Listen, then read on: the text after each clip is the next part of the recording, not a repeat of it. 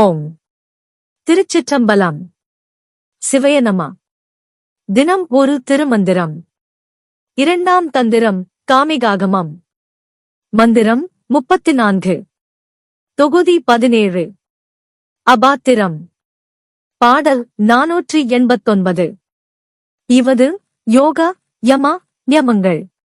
சார்வதறிந்து அன்பு தங்கும் அவர்க்கன்றி ஆவதறிந்து அன்பு தங்காதவர்களுக்கு இவது பெருமழை என்று கொளீரே.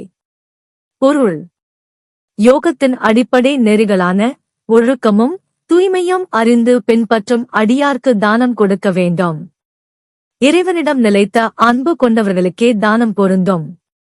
இறைவன் மீது அன்பு இல்லாதவர்களுக்கு, நல்லறிகளை பின்பற்றாதவர்களுக்கு தானம் கொடுப்பது பெருங்குற்றம் என்று தெரிந்து கொள்ளுங்கள். Meaning: Charity must be offered only to those who walk the path of discipline and purity, the foundational principles of yoga. It is fitting only for devotees who hold steadfast love for the divine. To give to those who lack devotion and do not follow righteous conduct is not just fruitless, it is a grave error. Understand this well. உங்களுக்கு இந்த video பிடித்திருந்தால் மற்றவர்களுக்கு share செய்து நீங்களும் subscribe செய்து சிவன் அருள் பெறுங்கள். Presented by சுயூப்பா Srinivasan. Tamil இலக்கிய பாசறை, கோவை. நன்றி, வணக்கம்.